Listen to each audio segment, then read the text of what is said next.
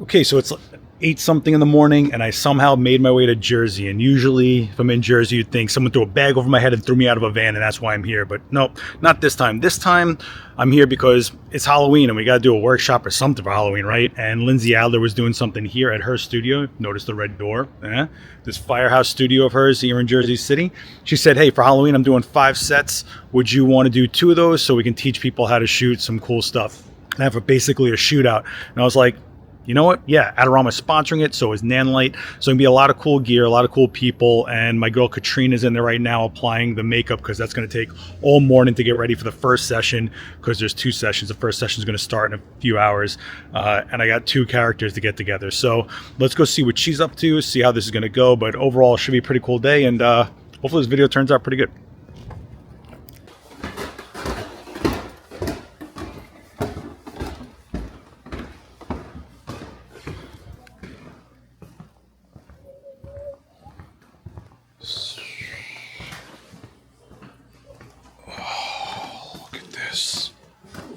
I had my elves working early. Look at this. What's up, stranger? What up? It's my Halloween elves. I know, right? Oh yeah, I keep forgetting that's you. I know. I keep forgetting. They're like, so Seth said this and Seth said this. I was like, yeah, you didn't say shit to me. I didn't want to hear anything. You have no idea how this got thrown at me. Hey, future Seth here. I know it's a little disjointed, this whole white void background thing. I'm working on something else.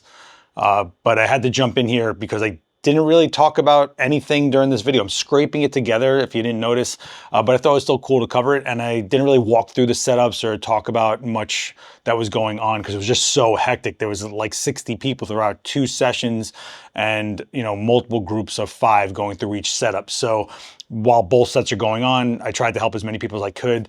It was a shootout format. It's really not an instructional thing. It's not really like a class, but you know, you see people not sure what to do or questioning the way they're shooting, and you want to step in there and give them some, like, you know, perspective and maybe things to think about. And they do come to you and ask you what you think about stuff and what you would do or change. And I think that's part of why you sign up for these things, right? So it was awesome. It was a very cool workshop. It was, you know, something I wasn't sure what I was walking into, if I'm being very honest. We were just kind of like, hey, would you want to do this? Would you want to take 2 sets? What would you want to do? And then we just kind of went for it. So when I showed up, I was like, I guess we're just going to put it together as we go along.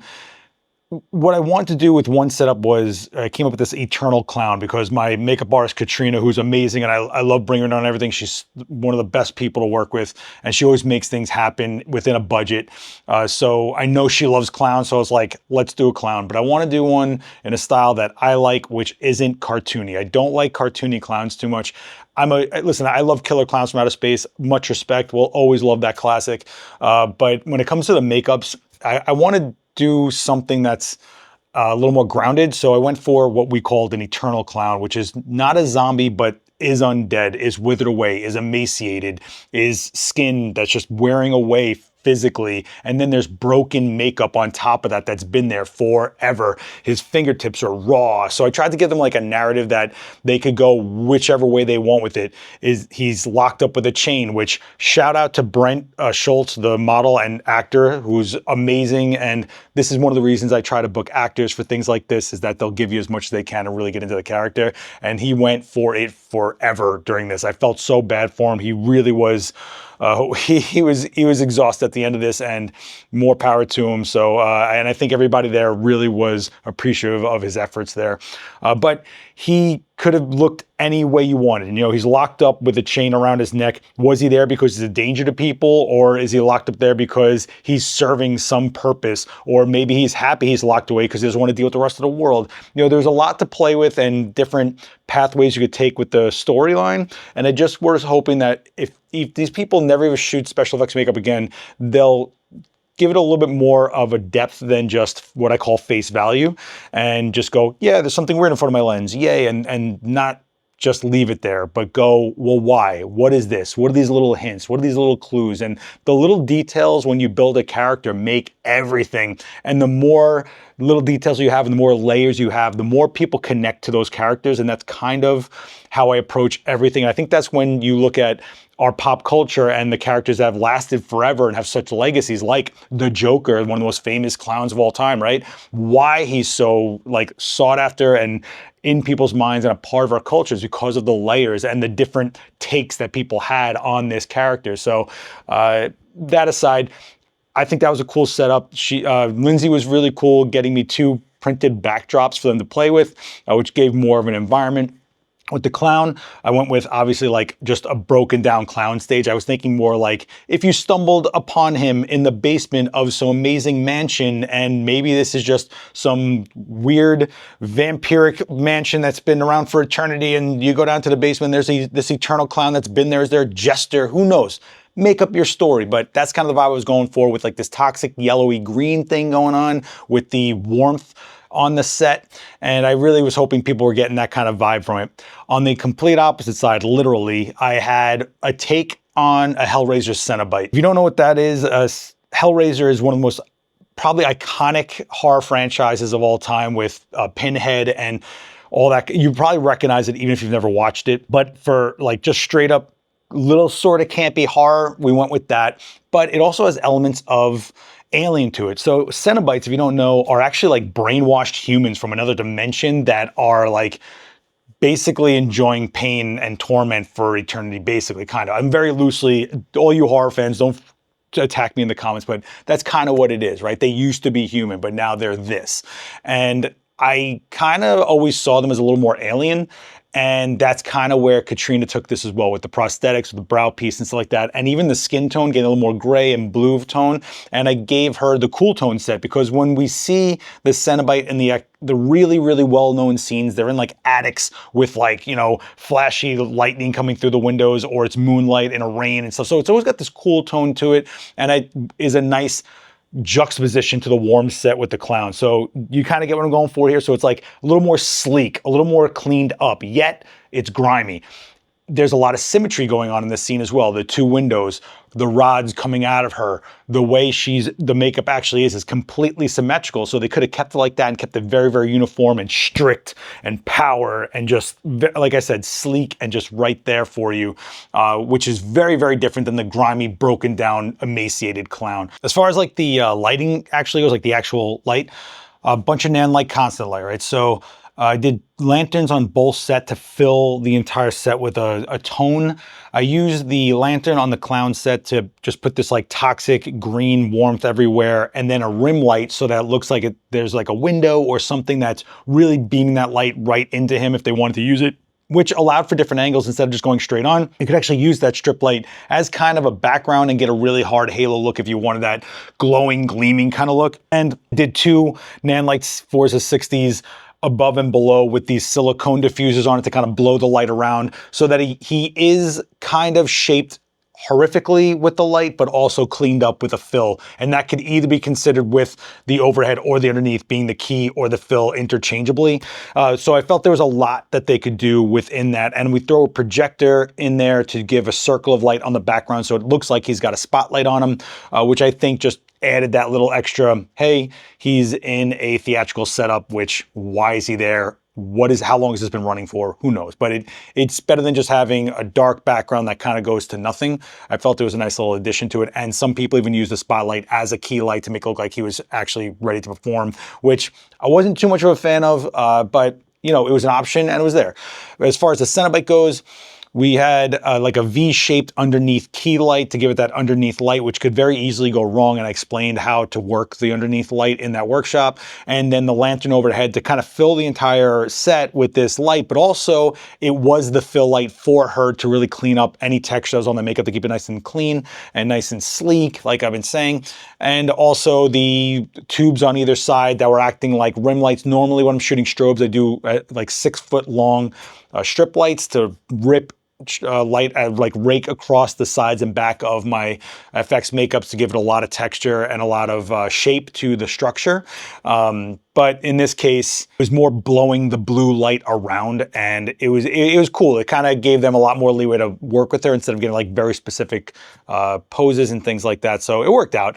The overall feel with the windows wasn't going to kick hard on that background. So actually, Lindsay already set this up for me to have two Forza 60 watt LEDs with projection heads with window gobos in there, projecting window shapes onto the window. So one, it wasn't a spotlight that wouldn't match. It actually shaped the windows. So the windows, while they're going to be soft focus, looked like they were glowing and the light was coming through. It was actually really nice. My initial intention with that was to put them over the background and project the windows to the floor. But you were eating up floor space and we were running out of room in that area as it was. And I don't think people would have used it as much as having the windows popping like they did. So it was a good move on Lindsay's part, and I do appreciate that. I probably would have ended up there myself, but it was already set up, so it's like, yay, some of the work's done, so I'll take it.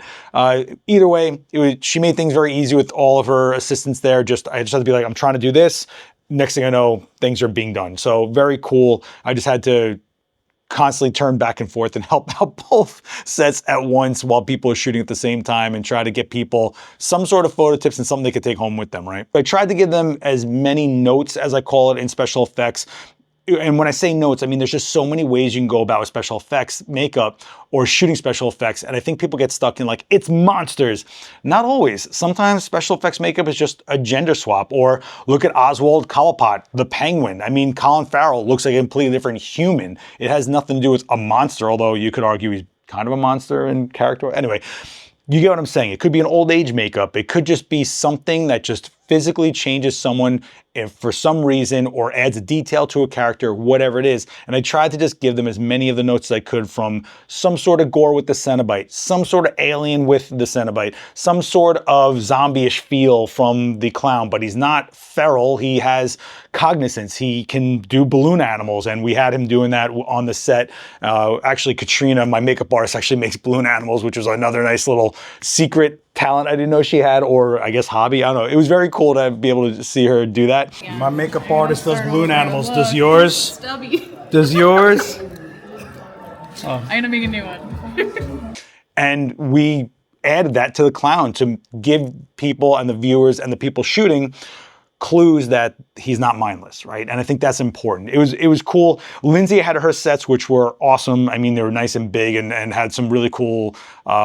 I kept on saying like vector style because one of the sets was, you know, the circle spotlight and the rest is red kind of feel with the devil. And she also had, you know, the fog, you know, like a smoke ninja or whatever, putting smoke on a fire-based avant-garde look to give it that look. And of course, her hard light that she does as her style was nice as well. And a classic Bride of Frankenstein. You know, I love Elsa Lanchester. Some of you that have been following me for a long time know forever ago, I shot a long series of Elsa Lanchester sculptures to raise money for St. Jude Children's Hospital. A long time ago. It's a whole thing. It's on my Instagram. If you want me to go into depth on that, leave me a comment down below. Maybe I'll do a video about what that whole project was. But you can check it out at It's a Live Project if you want to Google it really quick. Anyway, I don't want this going too long. This video I just felt needed some sort of like this to glue it together. So there was some more than just, hey, we're doing this, B-roll, and then me and Lindsay talking at the end. I do want to say thanks to Lindsay for including me. This was really cool. It's always, you know, nice to be put up again in someone else's studio and just given all these resources and just go like, hey, do what you do. I'm bringing him to do what you do. So I really appreciate that and the common respect. It was really nice. Huge shout out to Paul Fishkin at Nanlite for sponsoring it, Adorama for sponsoring it, Capture One. By the way, there was a class on Capture One. After they were shooting, they'd go upstairs and hang out with Chris Knight, another well-known photographer, really talented guy, to talk about color grading and things like that, to kind of pull some of these images over the finish line if you were looking for that type of look on your image. So all in all, cool night. I'm sure I filmed the closer to this with Lindsay, so I will just cut over to that. Alexa, pause. What? I'm ready. Oh, so this is look at this. This is the end of this workshop. So first of all, thanks for having me at your studio. I appreciate it. We're in one of my sets. Look at this. It's the best one. Oh, please. She has literal people like on smoking fire. She had a really hot devil, by the way. I like, I'll be honest with you, I didn't know what I was walking into or what I was doing here, but I'm glad it all came together. I'm pretty sure we knew what we were doing, but where do these come from and how long have you been doing them and how do you keep doing this? I'm dying right now. Oh, I mean, it's because I have a lot of little minions that help me out. He's like, I do all the setups myself, and I'm like, well, I come up with the ideas and then I direct a team. No, I do these shootouts probably 3 times a year, something like this.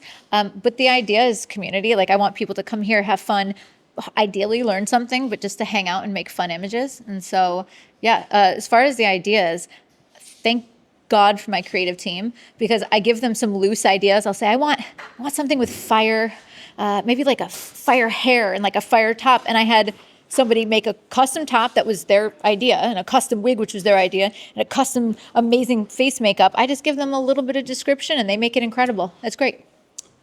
Yeah. How many people just came through here? There were 60. So we did 60. We had 5 sets going. It was all day. My clown is like needing a vacation. My gosh, he's an incredible actor. Amazing. He gave it to everyone the whole day. Yeah, and that's what you get when you hire actors for character type stuff as opposed to just models that could kind of pull it off. But he really got in the space and he gives it all. And I'm going to take care of him, no doubt. But seriously, thanks for having me. I really appreciate it. And I don't know. I really don't know how to close this out because if you can't tell, I'm incoherent right now. But See, look, we're on fast teardown because he's been working his butt off all day. But yeah, everybody contributed and did something amazing. this shirt's got to go in the garbage. Where can they find information about your workshops? Learnwithlindsay.com has my workshops, and some of them are more educational, some of them are more shootouts like this one. Cool. And you guys know you can follow me at LastXWitness on all social. Yell at me on Twitter. Check my work on Instagram. And I'll see you live on this channel, or I don't know. I gotta go. All right. Bye, guys. Bye. Hit subscribe, all the stuff. I'll see you in those comments later. Come on, Lindsay. Come on, Lindsay. She's the only one that's gonna have those Barbie photos too. That's why she's gonna. That was pretty cool, actually.